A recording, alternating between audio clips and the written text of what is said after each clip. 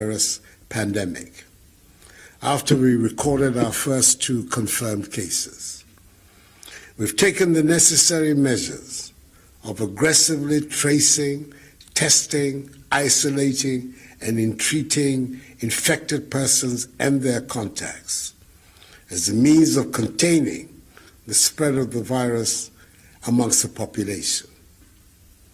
Measures such as the temporary partial lockdown of Accra, Tema, Kumasi, and Kaswa, the adherence to enhanced hygiene and social distancing protocols, the ban on public gatherings, and the closure of our schools and our borders have imposed considerable difficulties on all of us. But I'm heartened that we appreciate that they are essential to save lives and livelihoods, and I thank all of you for your continuing cooperation. As of Wednesday, 6th May, a total of 135,902 tests had been conducted, with our country's total number of confirmed cases standing at the time at 3,091, with 303 recoveries and, sadly, 18 deaths. On Thursday, 7th May, 14,046 more tests were conducted, and this included the clearing of the last set of backlogs.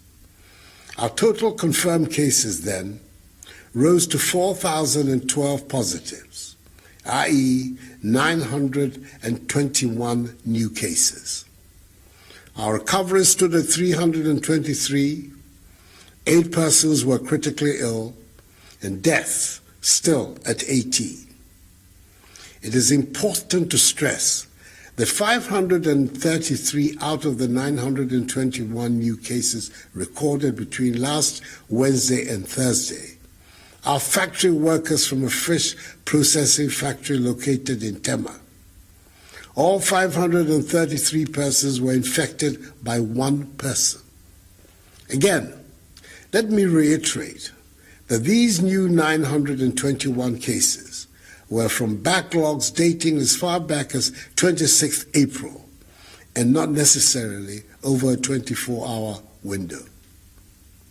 The coming on stream of 7 more testing facilities across the country to complement the efforts of the Noguchi Research Institute, the Kumasi Center for Collaborative Research, and the National Public Health Reference Laboratory at the Kolebu Teaching Hospital have meant that we have been able to clear all the backlog of tests, and the reporting on the cases of infections since Friday, 8th May, is now current.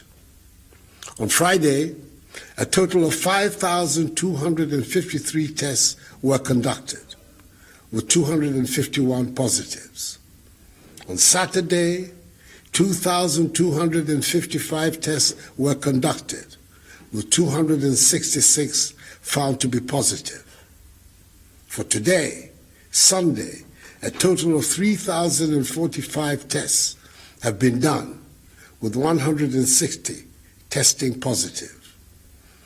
These relatively lower daily numbers of infections are welcome and reinforces the fact that the measures instituted to help reduce person-to-person contact and help defeat the pandemic are working. So, as of today, Sunday, 10th May, the country has conducted a total of 160,501 tests, with our total number of infections standing at 4,700, with 494 recoveries, 5 persons being critically ill, and 4,179 persons responding to treatment. 22 persons, virtually all of them with underlying illnesses such as hypertension, diabetes, and chronic liver disease, have unhappily died. We must understand that the more people we test for the virus, the more persons we will discover as positive, and thus have the opportunity to isolate and treat them. If you do not test people for the virus, you will not find the persons who are positive, let alone isolate them from the population and treat them and prevent them from spreading the virus. Indeed, had we not been proactive in undertaking enhanced contact tracing of infected persons and had relied solely on testing persons who reported to hospital, which is the practice followed by some other countries, i.e. routine testing, our total case count would have stood at 1,413. The other 3,232, i.e. two-thirds of the population of positives, would have been undetected and still be within the population, unknowingly infecting others. I know some political actors will want you to believe that our current numbers represent a failure on the part of government. Do not begrudge them. They need to make such comments for their political survival. On the contrary, we must be emboldened in the knowledge that the 4,700 persons infected so far with the virus have been identified, taken out of the population, isolated, and are being treated. The implementation of our strategy of aggressively tracing, testing, and treating is our surest way of rooting out the virus. This early identification of persons with the virus ensures that they do not spread the virus to others. We are provided with the opportunity to treat them, and it helps us to understand better the dynamics of the virus.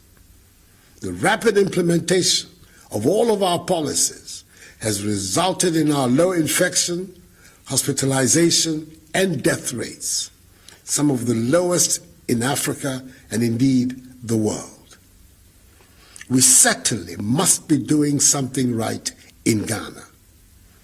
Our country has administered more tests per million people than any other country in Africa. And in fact, the World Health Organization, WHO, has reached out to us to share our sample pooling experience with other African countries so they can adopt this strategy and also ramp up their testing capabilities. It is thus vital that we continue to maintain the measures of enhanced hygiene and social distancing protocols to contain the spread of the virus, as they are the surest way to a quick return to a life of normalcy. All stakeholder bodies I have interacted with over the last 3 weeks in the health, labor, religious, chieftaincy, educational, hospitality, tourism, and creative arts sectors share in this opinion because collectively we believe they are essential for our very survival. These groups are also being engaged on the way forward towards the easing of these restrictions so that our social and economic lives can go back to normal whilst protecting lives at the same time. Soon those engagements will enable us to design a clear roadmap for the easing of restrictions. In my address to workers and the nation on May Day, I announced the extension of the closure of our borders for 1 more month as the means to continue halting the importation of the virus into our country. Tonight, I've come into your homes to announce that the ban on public gatherings, as set out in Executive Instrument number 64, has been extended also to the end of the month, i.e. 31st May. So during this period, there will continue to be a ban on public gatherings such as the holding of conferences, workshops, parties, nightclubs, drinking spots, beaches, festivals, political rallies, religious activities, and sporting events. All educational facilities, private and public, continue to remain closed. There's still a ban on funerals, other than private burials conducted with not more than 25 persons. It is noteworthy that the police are arresting and prosecuting persons, irrespective of their status in society, who flout these regulations. We cannot allow a few persons, for their narrow, selfish interests, to jeopardize the health, well-being, and safety of the larger population. If you fall foul of the law, you will face its full rigors. Fellow Ghanaians, like you, I would like to see an end to these restrictions. I know the difficulties each and every one of you has been through over the last 2 months. You've had to alter completely your way of life. You've had to stay at home, except for specified purposes. You cannot travel outside the country. You cannot go to church. And you had to cancel activities usually associated with Easter. In this holy month of Ramadan, our Muslim brothers and sisters are having to pray at home instead of congregating at the mosque and foregoing the public celebration of the Eid. Parents are having to bear the extra burden of providing care for their children who, instead of being in school, are currently at home. Operators of trotros, taxis, buses, markets, hotels, restaurants, bars, and nightclubs have lost their patronage of their clients and, as a result, lost much-needed incomes. Significant numbers of people have unfortunately lost their jobs because of the impact of the virus on our economy. Most of us want to hang out with our families, friends, and loved ones in a social setting, but cannot. Uncomfortable as these restrictions have been, we have no option but to stay the course. We can only guarantee the safety of each other if we continue to adhere to them. As I've said before, these restrictions cannot and will not be a permanent feature of our lives. And shortly, I hope to announce the steps for systematically easing the restrictive measures to bring us back to normality. Each one of us, however, can help to speed up this process if we continue to practice the measures of social distancing, washing our hands with soap under running water, refrain from shaking hands, and wearing our masks whenever we leave our homes. These measures must be respected by all. We do this not just for ourselves, but also to lessen the workload on our health workers, who continue to be at the forefront of caring for those affected by the virus and caring for the sick in general.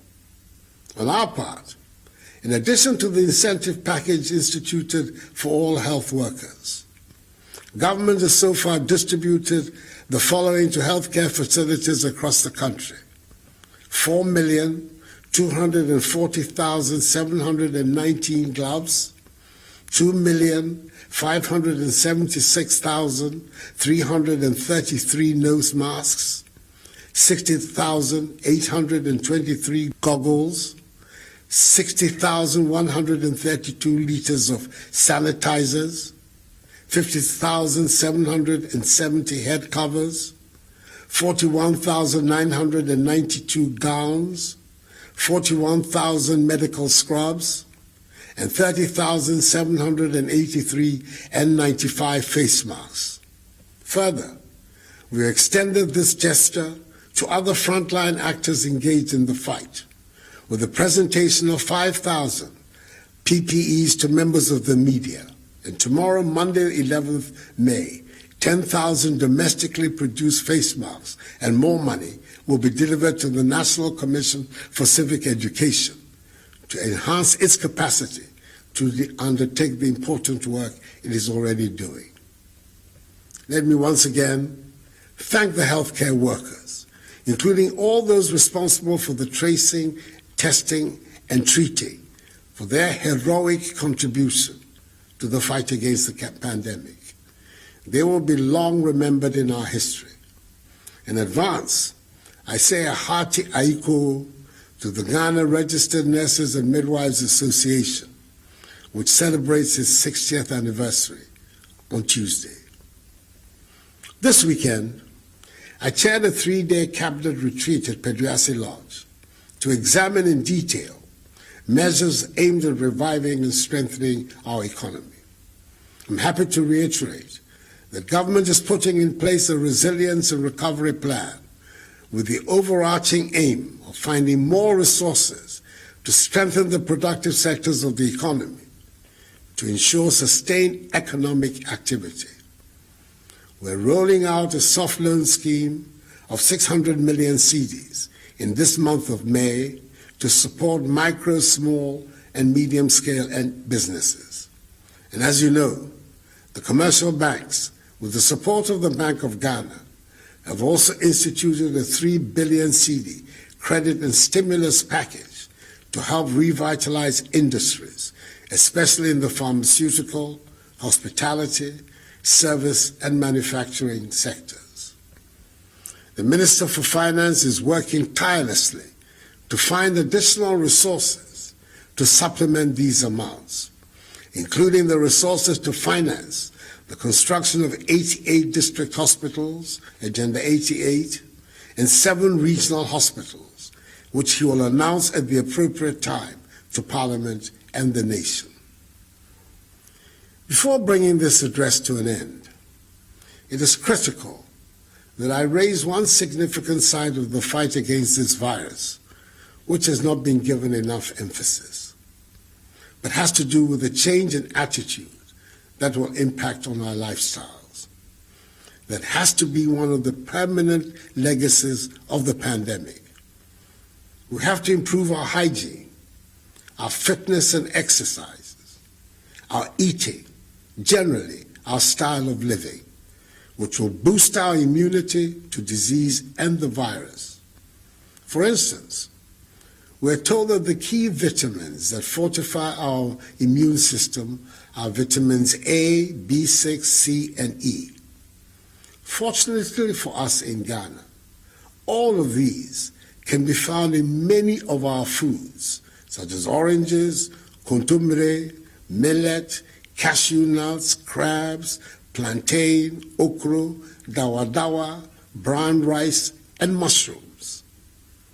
Following a good diet, patronizing our healthy foods, exercising regularly, ensuring our personal hygiene, and improving our lifestyle habits should become part and parcel of our daily routines, which will help bolster our immune systems and help us in the fight against the pandemic. Fellow Ghanaians, this virus, as we have seen the world over, is no respecter of persons and has wreaked its havoc on every country on the planet. We can defeat it if we continue to look out for one another and remain each other's keeper. We're fighting a common enemy, and it is imperative that we do not allow religious, ethnic, or political differences to get in the way of certain victory. So we cannot allow a few persons who wish to use these differences to scuttle our collective fight to succeed. Over the course of our history as a people, we've had to overcome several trials and tribulations: slavery, imperialism, colonialism, tyranny, and dictatorship. And we have overcome them all, so that, with the help of the Almighty, we are today building a free, independent state. A state that, despite the urgency of the crisis, is governed by democratic institutions and respect for fundamental human rights, especially freedom of speech. That is as it should be, for we are determined in our generation to realize the dreams of freedom that animated and inspired the founders of our state. I'm confident that we will overcome this pandemic as well. This too shall pass, for the battle is the Lord's. May God bless us all in our homeland Ghana and make her great and strong. I thank you for your attention and have a good night.